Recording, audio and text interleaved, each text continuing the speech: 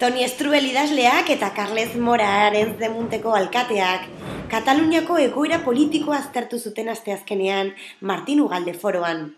Aurrenaren El Moment de Dir Prou liburuan eta Arenzen egindako Kataluniaren independentzia galdeketa oinarri hartuta. Hitzaldiaren ondoren Berria Telebistak biekin egunkaria auziaz hitz egiteko aukera izan zuen. Bueno, niretzat esen lotsagarria, gaur egun egunkari bat horrela itxitzea ezin da onartu Europan. Nun gertatu ote da horrelako kasu gaur egunko Europan. Ezin da sinistu ere nola egin dute, nola tratatu egin dituzte kazetariek, eta, uste dut, European zehar, behar bada, Madrilgo gobernuak oso sorte ona ditu, zergatik, Europan erreakzioa gutxi egon da, eta hau uste dut, gauzak aldatu egin behar da Europan, onartzen badin badu horrelako jarrera gobernu batetik bultzatuta, ez? Eta egia esateko, zer esan daiteke? Tristura, nola kultura munduan horrelako konportaera ikusi, ezin da sinistu ere. Ni harrituta gelditu nintzen eta harrituta jarratzen naiz. Pentsatzen dut, mirariak ez dakit gertatzen diren edo ez, baina pentsatzen dut akusiazioa egon da Aznarreko garai ilun hartan, ez? Eta pentsatzen dut fiskalak libre utzi nahi badin badu, nola aurrera eraman nahi dute kasu hori, ez dakit.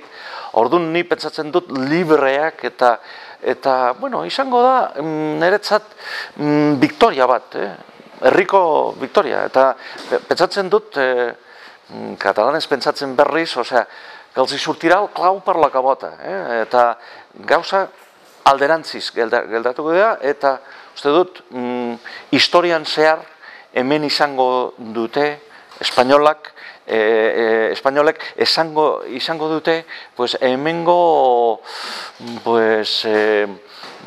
marka beltz hori, eta pentsatzen dut, haiek problema dute, marka hori kentzeko. Problema da haiena, ez guri.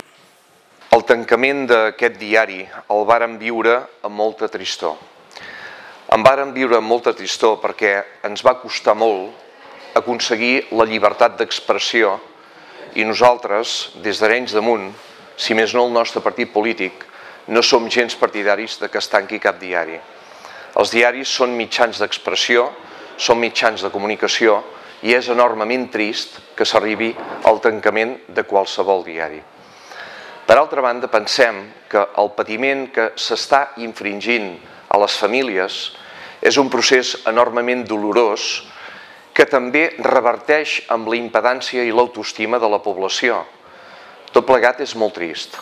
En tot cas, si es demostra que no hi ha hagut absolutament res, qui podrà reparar el dolor de totes aquestes famílies?